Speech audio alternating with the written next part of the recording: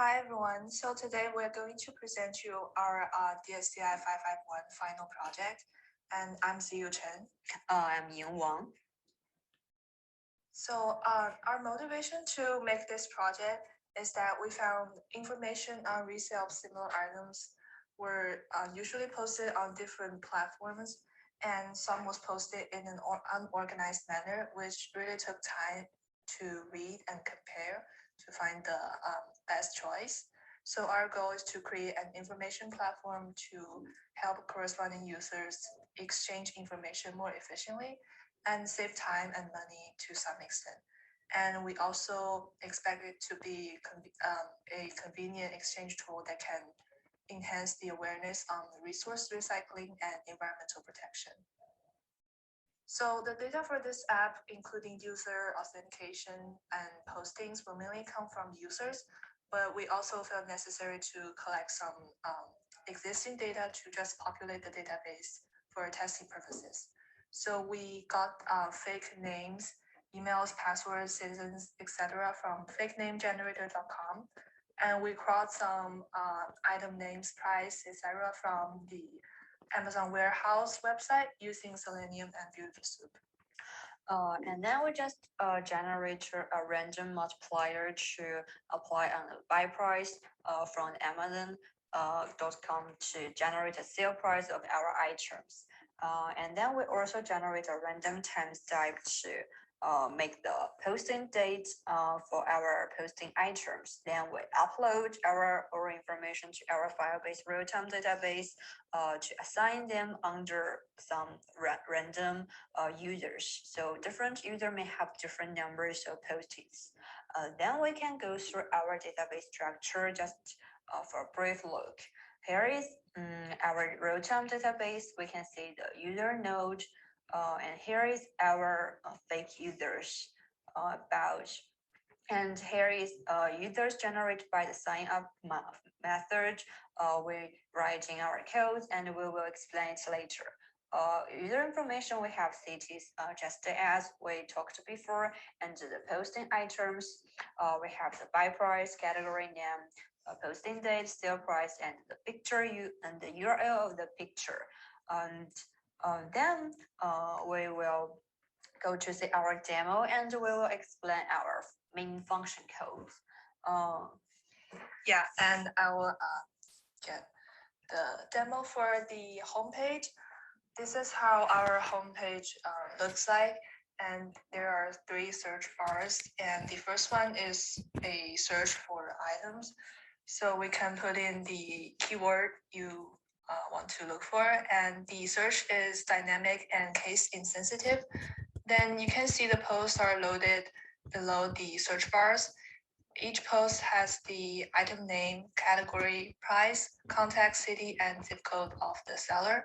Then you can see there are different categories. So maybe you want to look for Apple computers only. So you can type in computer to see only the posts that are under the category of computer. Then you can search by location.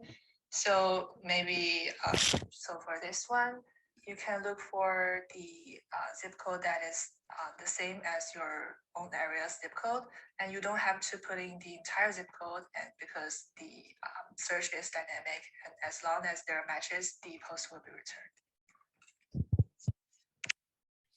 So our homepage is constructed by a set of JavaScript, HTML, and CSS files.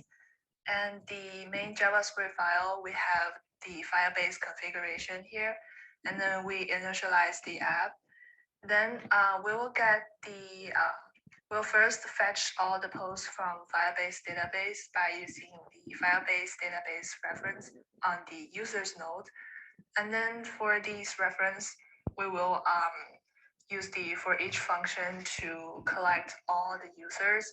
And then for each user, we will get the user's city, zip code, phone, post, and the post is stored into an array. And so for this post array, we will fetch all the post information as well.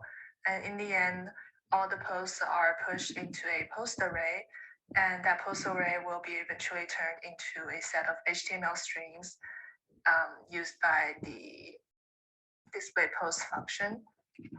So in the displays post function, we're just mainly turning every post object into HTML string by extracting the post name, category, sale price, phone, city, zip code, and picture. And eventually the HTML string will be formatted using the CSS style sheet. And this is a brief view of the style sheet.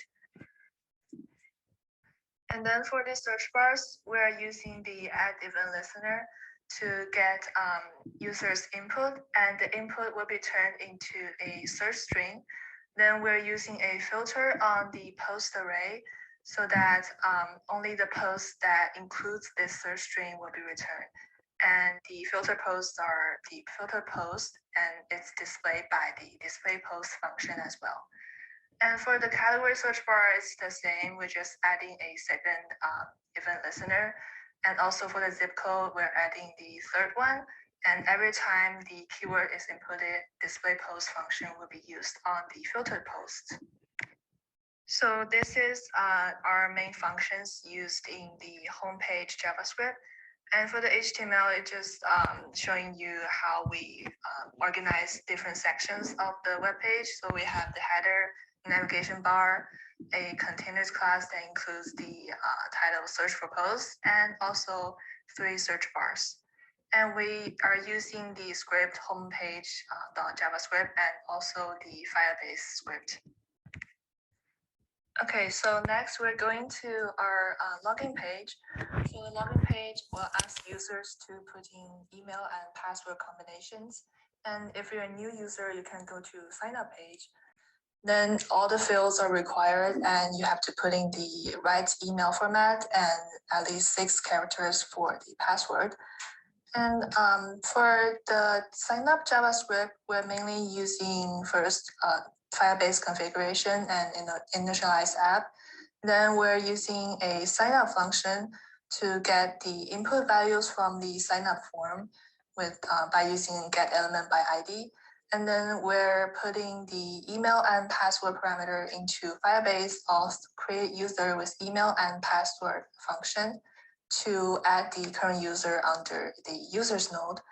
And then we create users data by passing in the username, email, password, city, zip code, and phone, and eventually pushing all this information to Firebase database using the database ref child users and users ID set user data. And then in the end, if you are successfully created your account, an alert will show up saying user created, and then redirect you to the login page so that you can use the account you just created to log in. Now you return to the login page. So with our authentication data stored, you will be able to log in by inputting the correct email and password combinations. And your input values are passed to the login function we created in the login JavaScript that use Firebase auth sign in with email and password to make sure the combination is correct. And if you are successfully logged in, you will be redirected to homepage to do searches or to create your own posts. And then once you have logged in, your email ID will be show up in the right up corner here, and we can see it will keep until you just click the logout button, and we will do it later. Just now we will turn to the new posting page to try to post our items and explain the main function of it. And in this page, your information will be shown up in the left part of the window, just like our username, our phone number, and our email. When you post them, just enter your item name, category, by price, and the price you want to sell. And then just choose a picture of it. Please try to choose one with enough information, don't like me, and just click the submit button. After submit, you will see your post have been sent, the notification here, and then this will be added to our Firebase database by the main function in the posting JavaScript here. all this information are put in under the Firebase.auth auth date changed function user here. Under this function, under this method, we will get the UID and other information of our user, and then we just use the function submit form to submit information we entered in the blanks to our Firebase database. And we will call the upload information here. Just it's under this upload info function, we will use the cPost function here. The main parameter of the cPost function is name, the item category, buy price, sale price, posting date, and the URL here. And then we use the post ref to push method to set or the input value to our Firebase database. This function will be used under the function upload info. And this function upload info function or only have 4 input parameters. There are item name, item categories, buy price, and sale price. And the other 2 functions in the cPost function will be generated inside the function. From here, we will generate the posting date by the function format date just to get the data and format it.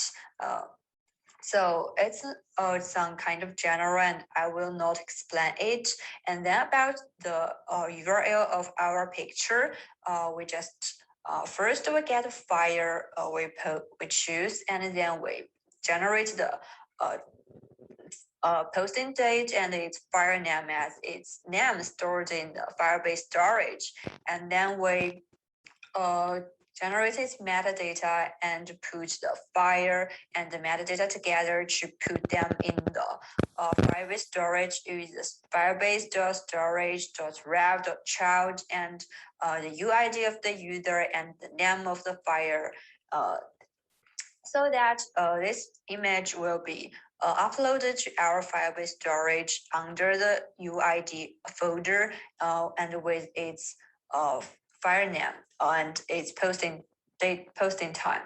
And then after uploaded to the storage, we will get the URL from the storage, use the function storage method, storage.ref.child and the file path in the storage, and then get download URL here. And then we will put the URL get from this method into the cPost function here and just post them into the database. That's all the main function of the posting Javascript posting page. And then after you have posting, you can go back to your home page by clicking this one to search the item you want to buy, or to go to the profile page to manage your own posts. The search function here is kind of like the one in the home page, but there will be an additional input parameter for the fetch post function. It is the user UID. User's UID, so you can only fetch the post posted by yourself.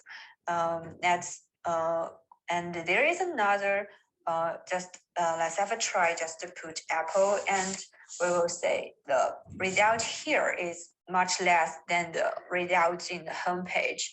And beside that, we also add a delete button here. We can delete this post from this page and delete as well, and it will be deleted in our database as well. So let's have a try. And when you successfully delete it, you will see the notification here. This is done by the function delete post here. We just use the firebase.database.ref and with the path of the this posting in our database tree, and just remove it after, and the window alert, and we will refresh under we delete this item. So, and this function will be used in the bottom script here. we will add it to the onClick method. So when we click the delete button, we will use this delete post function. And I think that's all the differences. The profile page different from the home page. So I think I have explained nearly all our main function and the code for it. So just let's log out, and you will see the users log out here. Just click the button here, and that's our demo demonstration, and the code demo explanation is over. And then let's talk about our challenges and the things we have learned through this project. So during our initial stage of database structure design, we find it really necessary to make the database organized, and that should allow it to facilitate our referencing of data in the following steps. And then for the connection to Firebase step, we really learned a lot in configuration functions associated with Firebase, such as Firebase auth and Firebase database, Firebase storage, etc. And then we also practice snapshot for each function to look for all the users and posts under the corresponding nodes. Then when we are creating search bars and filters, we practice add event listener function on the search bar inputs, and also the filter function on the array of objects to filter out the posts that have some certain keywords for the item name, category, or zip code. In the end, we also use the CSS style sheet, which is really new to us for the UI design. And we actually enjoyed this step because we got to see our HTML strings and other components of the web app turning into more appealing subjects that can make our web app more user-friendly and beautiful. So that's all we have for this project demo, and we hope you enjoy it. Thanks for watching.